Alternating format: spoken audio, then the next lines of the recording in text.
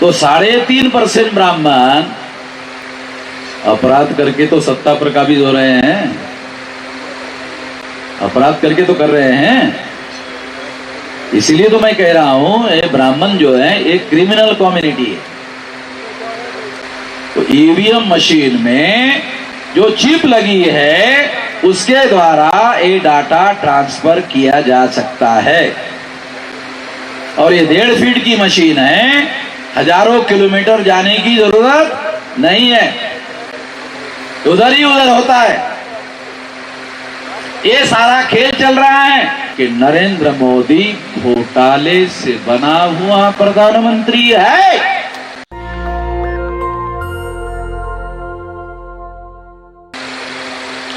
आप लोगों को इस बात की चिंता लगी रहती है कि हमारे लोग नहीं हो रहे हैं, हमारे लोग संगठित नहीं हो रहे हैं। तो मैं आप लोगों को ये बताना चाहता हूं कि इतना बड़ा और विशाल संगठन हमने बनाया। अब अगर मैं ये कहूं कि भारत में 3.5% ब्राह्मण हैं, अगर मैं ये कहूं कि भारत में 3.5% ब्राह्मण हैं और उनका विधायिका पर कब्जा है, कार्यपालिका पर कब्जा है, न्यायपालिका पर कब्जा है और मीडिया पर कब्जा है, लोकतंत्र के चारों पिलर पर कब्जा है, ये कहना गाली देना है या फैक्ट बताना है? आ रहा कुछ समझ में आ रहा? आ रहा? कुछ समझने की बातें बता रहा हूं, दो चीजों का फर्क बता रहा हूं। अगर मैं कह रहा हूं कि 3.5% ब्राह्मणों ने विधायिका पर कब्जा किया, कार्यपालिका पर कब्जा किया, न्यायपालिका पर कब्जा किया, मीडिया पर कब्जा किया, अगर ये सारा डाटा जो अवेलेबल है आपको बताया जाए तो क्या ये गाली देना है?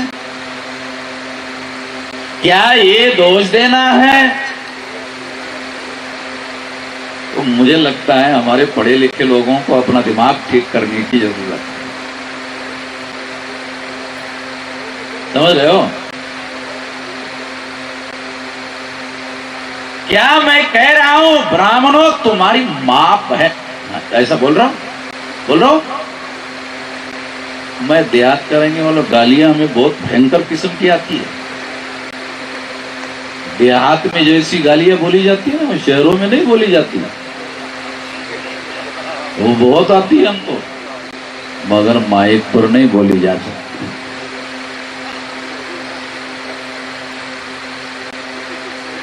तो मैं आपको ये बता रहा हूं कि हमारे पढ़े लिखे लोगों को ये कहना बहुत ज्यादा जरूरी है कि दुश्मन को जानो, दुश्मन को पहचानो। इसका मतलब है अगर लोकतंत्र में सारी व्यवस्था पर जिन लोगों ने कब्जा किया, उन लोगों ने संगठित अपराध करने का काम किया। ब्राह्मण क्रिमिनल कम्युनिटी है।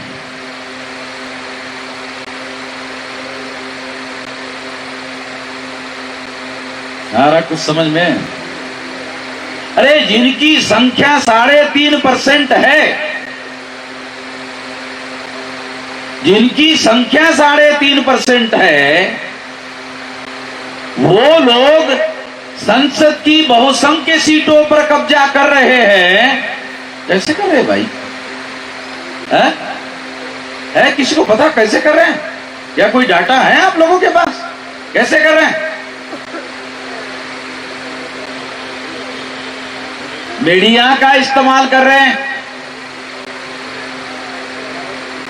काले धन का इस्तेमाल कर रहे हैं, गुंडों का इस्तेमाल कर रहे हैं। अब कर्नाटक में विधानसभा का चुनाव, अतीक अहमद की हत्या करने के पहले अखबारों में चर्चा शुरू हुई कि बीजेपी कर्नाटक में चुनाव हार रही है, कांग्रेस चुनाव जीत रही है। एकाएक घटना घटित हो गई। अतीक अहमद को चौराहे पर वीडियो के सामने, मीडिया के सामने मार दिया।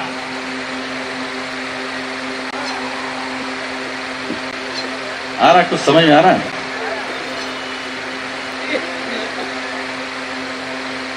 दूसरा, उत्तर प्रदेश के पंचायतों के चुनाव चल रहे, तो अखबार में विज्ञापन आया आदित्यनाथ का। आप लोगों ने पढ़ा नहीं होगा, कल के अखबार में पढ़ लो, फ्रंट पेज पर विज्ञापन है। क्या है? 2 मुद्दे हैं, इसके लिए वोट मांगा उन्होंने। हमने कानून व्यवस्था को ठीक किया और विकास किया। कानून व्यवस्था को ठीक किया का क्या मतलब है? क्या मैसेज दिया? अतीक अहमद को मार के हमने कानून व्यवस्था ठीक कर दिया। लिखना नहीं पड़ता है, पढ़ने वालों को समझ में आता है। मैसेज दे रहे हैं कि देखो, इस देश में, उत्तर प्रदेश में अब चुनाव जीतना है पंचायत का, तो हिंदू मुसलमान करना होगा। शेड्यूल कास्ट के लोग संवैधानिक अधिकार के हकदार हैं शेड्यूल कास्ट के नाम पर। ओबीसी के लोग हकदार हैं ओबीसी के नाम पर, संविधान के अनुसार। जब एससी एसटी ओबीसी का आदमी हिंदू बन जाता है तो उसका आरक्षण खत्म हो जाता है। ये कितने लोगों को समझ में आता है? आरएसएस के लोगों को आप जाके बोलो, आप बीजेपी में रह के, ये शेड्यूल कास्ट के लोगों को संख्या के अनुपात में अधिकार नहीं मिल रहे हैं। बीजेपी में रहकर ओबीसी के लोगों को 54% ओबीसी है, उनको उनके अधिकार नहीं मिल रहे हैं, तो क्या बोलेंगे बीजेपी के अंदर? अरे तुम हिंदू नहीं हो क्या? तुम शेड्यूल कास्ट की बात कर रहे हो, तुम बैकवर्ड की बात कर रहे हो। ये अंग्रेजों ने विभाजन किया है, ये अंग्रेजों की विभाजन की बात करते हो, ये तोड़ने की बात करते हो। हमने तुमको एससी और ओबीसी के नाम पर जोड़ा है क्या? हिंदू के नाम पर जोड़ा। आरक्षण की बात मत करो इधर अंदर। हो गया? आया समझ में? अरे बुड़बक ही यूज करते हो ना इस इलाके में शब्द। ये राष्ट्रीय स्तर का बुड़बक बनाने का अभियान है। जो हिंदू का जो अकाउंट है वो ब्राह्मण का अकाउंट है, और एससी एसटी ओबीसी के लोग जब हिंदू के नाम पर जमा हो जाते हैं तो ब्राह्मण के अकाउंट में जमा होते हैं। एससी के नाम पर अकाउंट होगा और जमा हो जाओगे तो एससी के अकाउंट में जमा हो रहे हो तो संख्या के अनुपात में अधिकार मिलेगा। एसटी के नाम पर संख्या के अनुपात में अधिकार मिलेगा, ओबीसी के नाम पर संख्या के अनुपात में अधिकार मिलेगा। हिंदू के नाम पर आपका अकाउंट हो जाएगा 0 और ब्राह्मण का 3.5% का अकाउंट हो जाएगा 85%। तो 3.5% ब्राह्मण अपराध करके तो सत्ता पर काबिज हो रहे हैं, अपराध करके तो कर रहे हैं। इसीलिए तो मैं कह रहा हूं ये ब्राह्मण जो है एक क्रिमिनल कम्युनिटी है। ये आप लोगों को एससी एसटी ओबीसी को बताना पड़ेगा। जब बताया जाएगा तो आपको पता चलेगा। क्या पता चलेगा? आप दुश्मन के बारे में जागृत हो गए हो। आप दुश्मन के बारे में जागृत हो रहे हो। जब दुश्मन के बारे में जागृत हो गए तो माना जाएगा आपको पहला सबक समझ में आ गया। दूसरा तीसरा चौथे सबक की छोड़ो, पहला ही मालूम नहीं है। पहला सबक मालूम नहीं है और पहला सबक मालूम करने के बारे में ही कंफ्यूज है।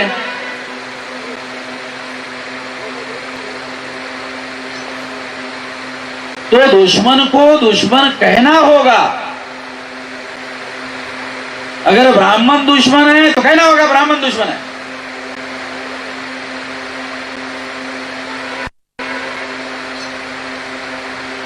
तथ्य के साथ, फैक्ट के साथ, डाटा के साथ ये सारा डाटा आपको बताना होगा। ये बताना ब्राह्मण को दोष देना नहीं है, ये बताना ब्राह्मण को दोष देना नहीं है, तथ्य और फैक्ट बताना है। जागृति करने के लिए ये तथ्य लोगों को बताया जाना जरूरी है। अगर ये तथ्य और ये सत्य आपको नहीं बताया जाएगा तो फिर आप जागृत कैसे होंगे? अगर आप जागृत नहीं होंगे तो पहला सबक कैसे पूरा होगा? पहला ही सबक नहीं पूरा होगा तो आप जागृति के आधार पर संगठन निर्माण करने का काम करना है, कैसे होगा? दुनिया में परिवर्तन संगठित शक्ति के बल पर आया या केवल संख्या के बल पर?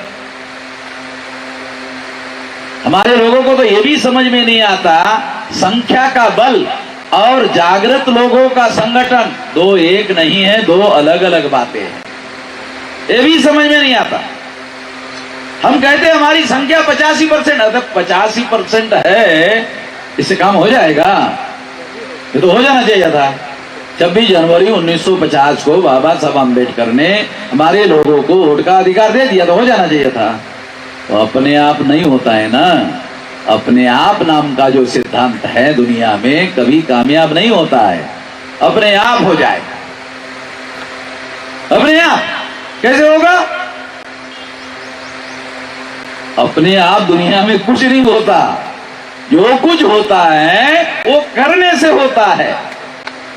आपको पहले लक्ष्य निर्धारित करना पड़ेगा, लक्ष्य निर्धारित करने के लिए प्लानिंग बनाना पड़ेगा, प्लानिंग कन्वर्ट इनटू एक्शन करना पड़ेगा और फिर सारी ऊर्जा उस काम में बुद्धि, पैसा, हुनर, समय, श्रम लगाना होगा, तब जाकर होगा।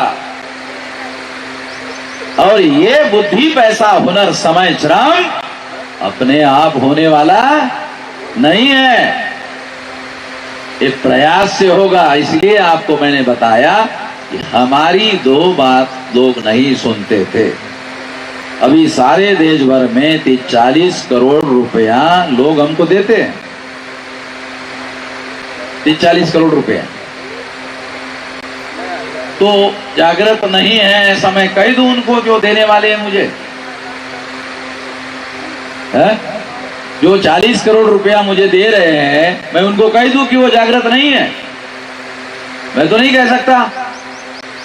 हाँ, इतना जरूर कह सकता हूं अपने लोगों को कि इतने ही जागृति से हमारा लक्ष्य पूरा होने वाला नहीं है। हमें आगे बढ़ना होगा, हमें आगे बढ़ना होगा और आगे बढ़कर ये काम करना होगा।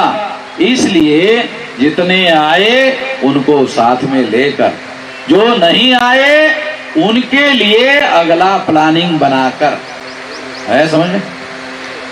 जो आए उनको साथ में लेकर, जो नहीं आए उनको जगाने का प्लानिंग बनाकर इस मामले को आगे बढ़ाना होगा।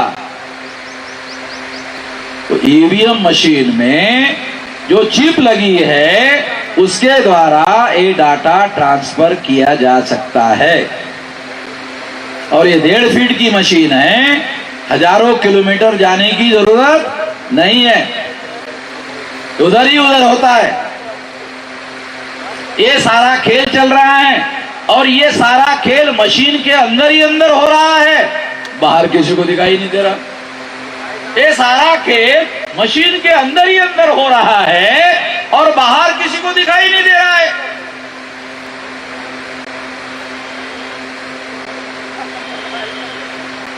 अंदर ही अंदर चल रहा है।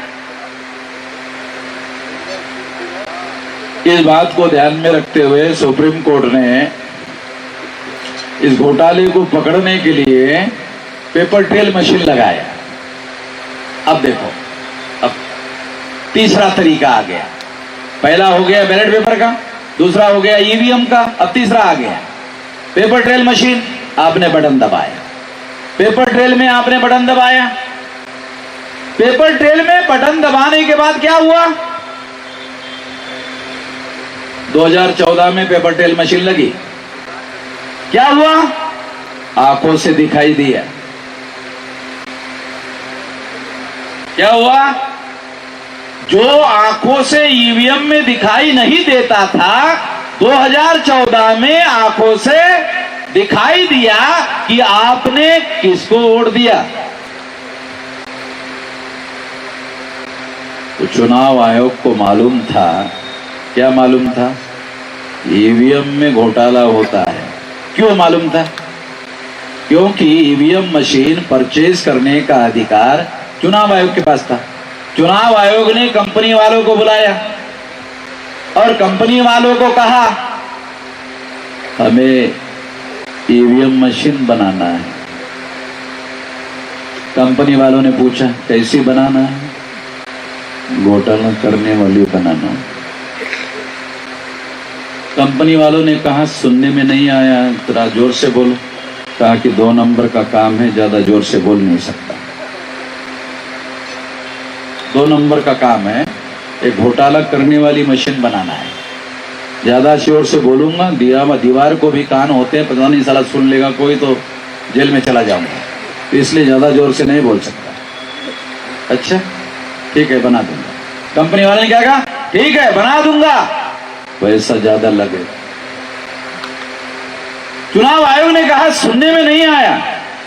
कहा कि ज्यादा जोर से बोलूंगा तो पता चलेगा कि ज्यादा पैसा मांग रहा हूं, तो लोग पूछेंगे कि क्यों मांग रहे हो ज्यादा पैसा, तो बताना पड़ेगा 2 नंबर की मशीन बनाना है, तो इसलिए ज्यादा पैसा लगेगा।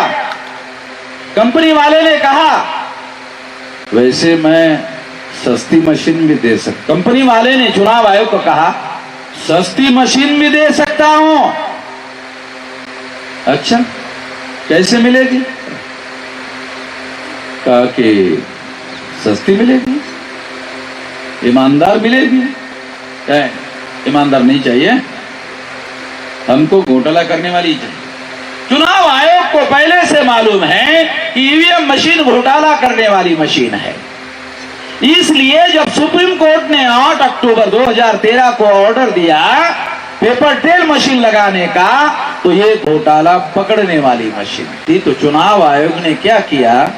घोटाला पकड़ने वाली मशीन 2014 में कितनी लगाया? 0.33%। 0.33%, आधा % भी नहीं लगाया। क्यों? ज्यादा मशीन लगाएंगे ज्यादा घोटाला पकड़ा जाएगा, इसलिए 0.33% लगाया। कितना नहीं लगाया चुनाव आयोग ने? 99.67% मशीन नहीं लगाया। दोबारा बताता हूं, आंकड़ा आप लोगों को मालूम होना चाहिए। घोटाला पकड़ने वाली मशीन कितनी लगाया? 0.33%। कितना नहीं लगाया? 99.67% नहीं लगाया। तो एज गुड एज लगभग नहीं लगाया। इसका मीनिंग होता है लगभग नहीं लगाया। तो चुनाव आयोग ने 2014 को लगभग नहीं लगाया, 15 को नहीं लगाया, 16 को नहीं लगाया, 14, 15, 16 को नहीं लगाया। जब नहीं लगाया तो क्या हुआ? जब नहीं लगाया, मैं सुप्रीम कोर्ट गया। हमारे यहां बैठे हुए, मुझे लगता किसी ने सुप्रीम कोर्ट गया हो, और हमारे बैठे हुए लोगों में से किसी ने सुप्रीम कोर्ट देखा भी नहीं होगा। कभी कभार अखबार में उसकी बिल्डिंग की पिक्चर आता है तो पिक्चर जरूर देखा होगा। हम सुप्रीम कोर्ट में गए। सुप्रीम कोर्ट जानते हो जाने का मतलब? वहां अगर आपके पास ठोस सबूत नहीं है तो सुप्रीम कोर्ट के जज जो है वकील के मुंह पर फाइल फेंक के मारते हैं। हम सुप्रीम कोर्ट में गए, केस रजिस्टर किया, केस एडमिट हुआ और सुप्रीम कोर्ट ने नोटिस इशू किया। चुनाव आयोग का वकील आया, हमारे सवालों का जवाब नहीं दे पाया। सुप्रीम कोर्ट ने मेरे केस में मेरे फेवर में निर्णय दिया। 24 अप्रैल 2017 को सुप्रीम कोर्ट ने मेरे केस में मेरे फेवर में निर्णय दिया और कहा 2019 के लोकसभा चुनाव में घोटाला पकड़ने वाली 100% मशीनें लगाई जाएगी। आप लोगों ने 2014 से आगे 19 में जो घोटाला पकड़ने वाली 100% मशीनें लगी हुई देखी, 13.5 लाख मशीनें, वो मैंने लगवाई। सुप्रीम कोर्ट के द्वारा ये आदेश लेकर ईवीएम मशीन को घोटाला पकड़ने वाली मशीन मैंने लगवाई। तो हम लोग कोई छोटी मोटी लड़ाई नहीं लड़ रहे हैं। सुप्रीम कोर्ट में जाना ही अपने आप में अभूतपूर्व बात है, और ये केस हमने जीता। ये डॉक्यूमेंट्री बातें बता रहा, हवाई बातें नहीं है। जब 2019 के चुनाव में घोटाला पकड़ने वाली 100% मशीनें लगाने का सुप्रीम कोर्ट ने आदेश दिया, तो ये आदेश की कॉपी नरेंद्र मोदी के पास पहुंची। प्रधानमंत्री थे। प्रधानमंत्री कैसे बने? 2004-2009 में कांग्रेस ने घोटाला करके सरकार बनाई। घोटाले के सबूत डॉक्टर सुब्रमण्यम स्वामी ने इकट्ठा किए। डॉक्टर अडवाणी ने ऐलान किया इसके सारे देश के लोगों को हम लोग बता देंगे कि कांग्रेस ने ईवीएम में घोटाला करके सरकार बनाई। कांग्रेस की सरकार 2013 में थी। उन्होंने सुषमा स्वराज और अरुण जेटली से संपर्क किया, जो दूसरे नंबर के बीजेपी के नेता थे। उन्होंने कहा कि नहीं, हम अडवाणी जी को कुछ नहीं कह सकते, वो बहुत बड़े नेता है, हमारी औकात नहीं है, अडवाणी जी को नहीं रोक लगा सकते। अडवाणी जी को कैसे रोका जाए? कांग्रेस का संकट खड़ा हो गया। कांग्रेस ने आरएसएस से संपर्क किया और आरएसएस को कहा, अगर अडवाणी जी रथ यात्रा निकालते हैं और ईवीएम का घोटाला बता देते हैं तो देश में आग लग जाएगी, देश खतरे में पड़ेगा। आरएसएस ने कहा, देश को खतरे में नहीं डालने दिया जाएगा, देश को बचाया जाएगा। आरएसएस ने कांग्रेस को कहा, ऐसे हमें क्या फायदा होगा? ये तो ठीक है, देश बचाने की बात ठीक है, हमें क्या फायदा होगा?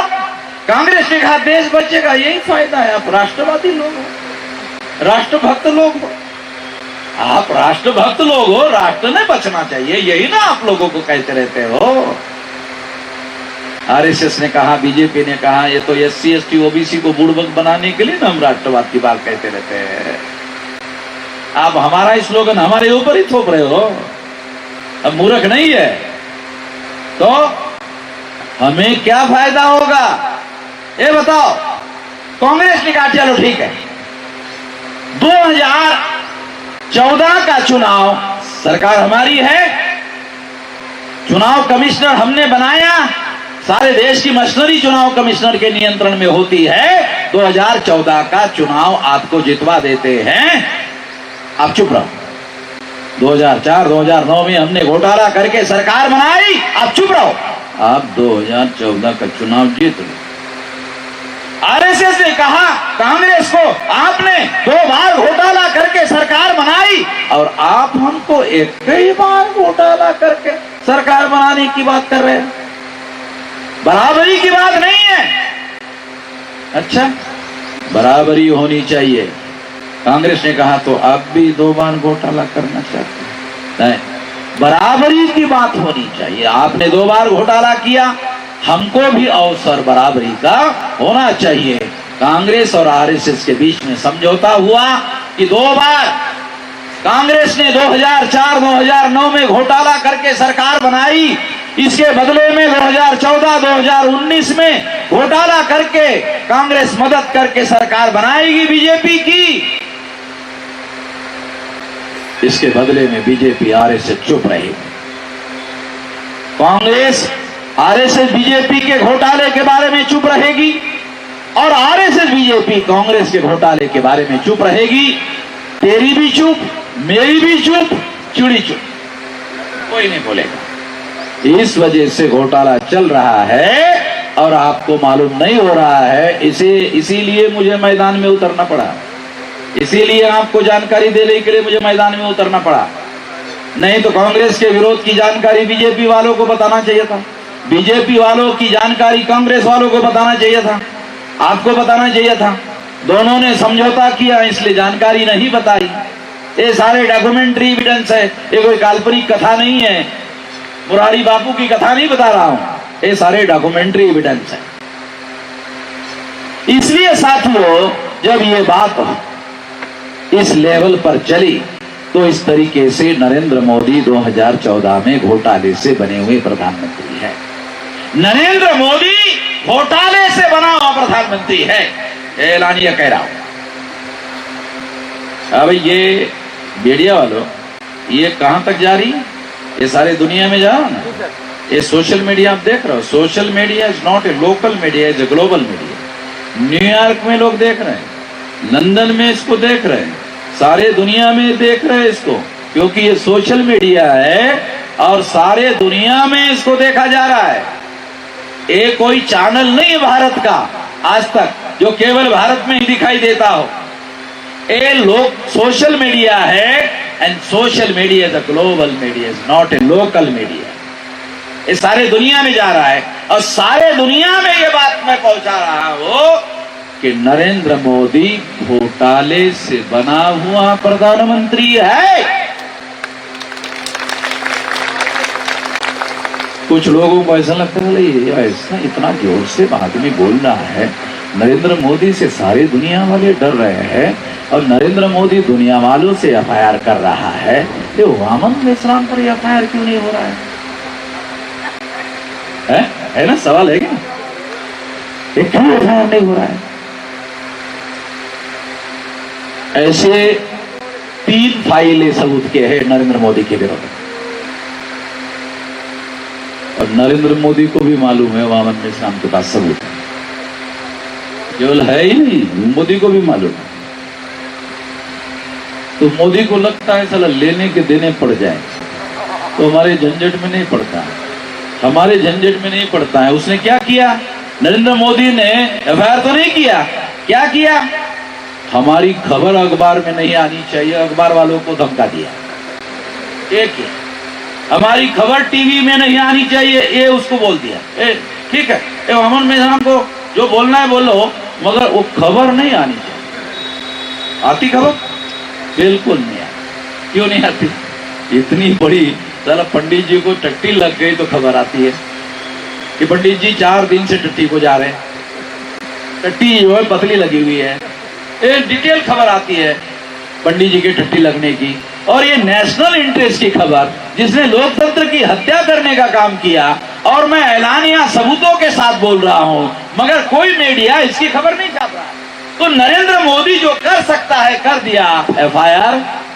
क्योंकि एफआईआर करेगा तो नरेंद्र मोदी एफआईआर करेगा तो फिर मुझे भी मौका मिलेगा ना कोर्ट में सबूत पेश करने का, है? मुझे भी तो मौका मिलेगा ना। लोगों को डर लगता है जेल में जाने का। गांधी जी जेल में जाते जाते ईमान हो गए। गांधी जी जेल में जाते जाते ईमान हो गए थे ना। तो हमें जेल में जाने का कोई डर नहीं है। मैं तो गुजरात में जेल में जाके वापस आ गया। जेल में जाने का जनहित में, लोकहित में, राष्ट्रहित में, संविधान के समर्थन में, लोकतंत्र के समर्थन में, संविधान के समर्थन में, देश के समर्थन में, ये तो जेल में जाना पड़े तो जाना पड़ेगा। तो इसलिए साथियों हम ये बोल रहे, ठोक के बोल रहे हैं कि 2014 में नरेंद्र मोदी घोटाले से बना हुआ प्रधानमंत्री है। और 24 अप्रैल 2017 का लोकसभा 19 के चुनाव के पहले का ऑर्डर, यह ऑर्डर नरेंद्र मोदी के पास पहुंचा, और पहुंचने के बाद नरेंद्र मोदी को लगा अब चुनाव जीतना थोड़ा मुश्किल होगा।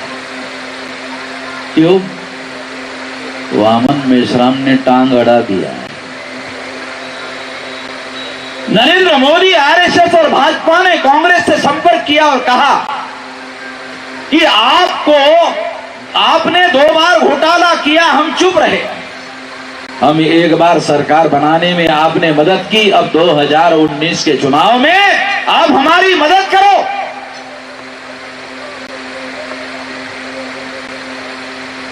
आरएसएस ने कांग्रेस को मदद करो।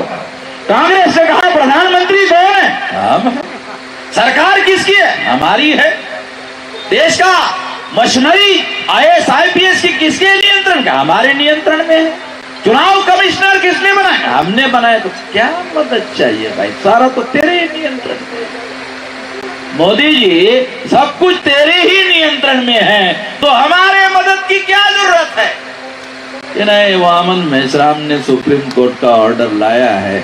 वामन मेश्राम का ऑर्डर जो है ये गांधी जी की, जो वामन मेश्राम की जो टांग है ना, वो गांधी जी की टांग की तरह सिंगल हड्डी की टांग नहीं है, तो डबल हड्डी की टांग है, वो अड़ा दिया। ये मुश्किल है। तो कांग्रेस को कहा आप मदद करो। फरवरी 2019 के चुनाव में कांग्रेस के वकील, सुप्रीम कोर्ट के सबसे बड़े वकील अभिषेक मनु सिंघवी, सुप्रीम कोर्ट के फरवरी 2019, अरे डॉक्यूमेंट्री एविडेंस। फरवरी 2019 में जब सुप्रीम कोर्ट में गए, उन्होंने केस डाला मिलान करना हो। ये जो वामन मेश्राम का ऑर्डर है, इसके आधार पर 13 लाख से लेकर 18 लाख तक ये चिट्ठियां गिननी पड़ेगी, बड़ा लंबा समय लगेगा। हमारा वकील था सुप्रीम कोर्ट में, हमारे वकील ने कांग्रेस के वकील को कहा, वकील साहब, बाबा साहब अम्बेडकर ने संविधान में लिखा है फ्री, फेयर एंड ट्रांसपेरेंट चुनाव, फ्री, फेयर एंड ट्रांसपेरेंट चुनाव, यही ना लिखा हुआ है? फ्री, फेयर एंड ट्रांसपेरेंट चुनाव, ये तीन ही शब्द लिखा हुआ है ना? इसके अलावा कुछ है? आप बोल रहे हैं ये मिलान करा दो। और वामन मेश्राम जो है उसके आदेश के अनुसार इतने गिनती करनी होगी, ज्यादा समय लगेगा। क्या बाबा साहब अम्बेडकर ने संविधान में लिखा है ज्यादा समय नहीं लेना चाहिए? है तो दिखाओ। सुप्रीम कोर्ट में हमारे वकील ने पूछा, क्या बाबा साहब अम्बेडकर ने संविधान में लिखा है ज्यादा समय नहीं लेना होगा? है? चीफ जस्टिस रंजन गोगोई थे। रंजन गोगोई ने हमारी बात को अनसुना कर दिया। क्यों? एक औरत ने उसके ऊपर आरोप लगाया कि इसने मेरा विनय भंग किया। आरएसएस के वकील थे शरद बोबड़े, नागपुर के, हम भी नागपुर के जानते हैं। वो दूसरे नंबर के जज थे। जस्टिस गोगोई के बाद वो चीफ जस्टिस ऑफ इंडिया हो गए। उसकी अध्यक्षता में 7 जज का बेंच बैठा और जस्टिस गोगोई की जांच हुई। जस्टिस गोगोई को शरद बोबड़े ने, जो आरएसएस का उसका दादा वकील विंग का संस्थापक अध्यक्ष था, उसका पोता दूसरे नंबर का जज था, उसकी अध्यक्षता में जस्टिस गोगोई को निर्दोष छोड़ दिया गया।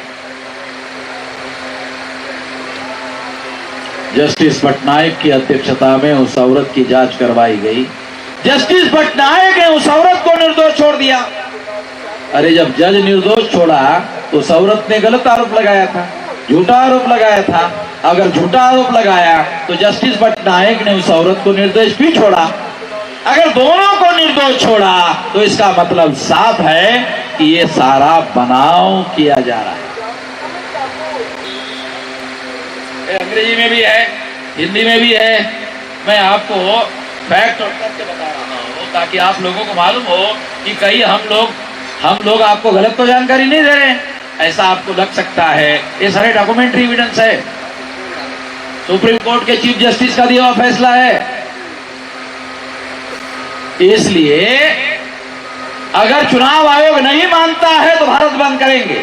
आपको याद होगा हमने सीए के मुद्दे पर भारत बंद करवाया था, याद है? हमने सीए के मुद्दे पर भारत बंद करवाया था और विशाल भारत बंद हुआ था। और इतना बड़ा भारत बंद हुआ था, जानते हो? हमारे भारत बंद की वजह से नरेंद्र मोदी, अमित शाह, विश्व हिंदू परिषद और भारतीय जनता पार्टी, ये जो लोग हैं, इनका जो ईवीएम मशीन के अंदर जो घोटाले वाला मामला है, इसको रोक लगाने का काम हमने किया और ऐसा ऑर्डर जो है वो हम लोगों के द्वारा लाया गया और वो ऑर्डर जो है वो इन लोगों को भी पता है और इस वजह से इन लोगों ने जब हमने भारत बंद किया तो सीए का जो कानून है अभी तक लागू नहीं हुआ। इतना बड़ा भारत बंद हमने करवाया, नरेंद्र मोदी का पास किया हुआ कानून अभी तक लागू नहीं है, ये हमारी वजह से रुका हुआ है। इसका मतलब है नरेंद्र मोदी बहुत ताकतवर प्रधानमंत्री हैं, ठीक है, मगर हमने उनके कानून को लागू नहीं होने दिया तो हमारी भी तो ताकत है? हमारी भी तो ताकत है। अगर हमारी ताकत 1 इंच ज्यादा नहीं होती तो हम रोक लगाने में कामयाब होते? अरे हमारे पास भी ताकत है भाई, छोटी मोटी ताकत नहीं।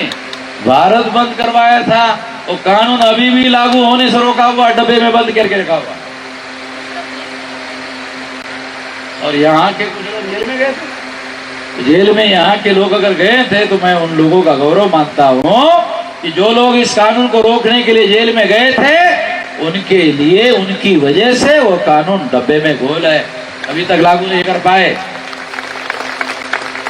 वो लोग गौरवशाली हैं जो इस काम के लिए जेल में गए थे।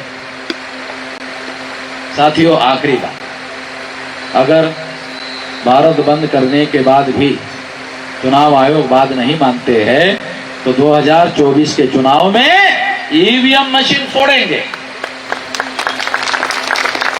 जो मशीन हमारे किस्मत को फोड़ने का निर्णय कर चुकी है उस मशीन को फोड़ेंगे और सबसे पहले मैं फोड़ूंगा। हमारा पुणे के पास नगर जिला है, एक कार्यकर्ता है, उसने मशीन फोड़ दिया। मैंने उसको, अरे 15 लाख मशीन फोड़ने की बात मैंने किया था, तूने अकेले ने क्यों फोड़ा? कहा कि आपने 2023 में कहा 24 में फोड़ेंगे, तो मेरे से रहा नहीं गया तो मैंने यही फोड़ दिया। 24 तक मेरे से रहा नहीं गया, ये फोड़ दिया। मैंने कहा क्या हुआ? उन्हें फोड़ दिया तो क्या हुआ? एफआईआर हो गया। आगे क्या हुआ? का केस हो गई। फिर क्या हुआ? का जमानत हो गई। फिर क्या हुआ? केस चली। फिर क्या हुआ? जज ने पूछा क्यों फोड़ा? तो कहा वामन मेजराम ने बताया था ईवीएम में गड़बड़ी होती है। कहा वामन मेजराम के पास क्या सबूत है? कहा कि ये अंग्रेजी में मैं नहीं जानता हूं क्या लिखा है। अच्छा ये सबूत है? ला मेरे पास। तो उसने जज को दे दिया। जज ने देखा, हाँ सुप्रीम कोर्ट ने दिया है, जाओ तुमको बरी कर दिया जाता। एक आदमी को ईवीएम फोड़ने के बाद बरी कर दिया। 15 लाख मशीनें फोड़ेंगे तो 15 लाख को जेल में डालेंगे? सुना आपने कभी? एक आदमी ने एक आदमी की हत्या की, 302 आर्टिकल लग जाता है। 15 लाख लोग इकट्ठा होकर एक राजा की हत्या की, एफआईआर होता है? एफआईआर नहीं होता। क्या होता है? दूसरे दिन अखबार में खबर आती है, क्या आती है? रेवोल्यूशन हो गया। 15 लाख पर एफआईआर नहीं होता। 15 लाख की जब खबर आती है तो कहते हैं रेवोल्यूशन हो गया। हमारे लोगों को ये सारी जानकारी होना जरूरी है और ये लड़ाई लड़ना आवश्यक है। आने वाले समय में ये लड़ाई हम लड़ेंगे। इस लड़ाई का आप लोग साथ सहयोग करोगे, इस आशा और विश्वास के साथ आपने मेरी बात ध्यान से सुनी, इसके लिए आभार, धन्यवाद।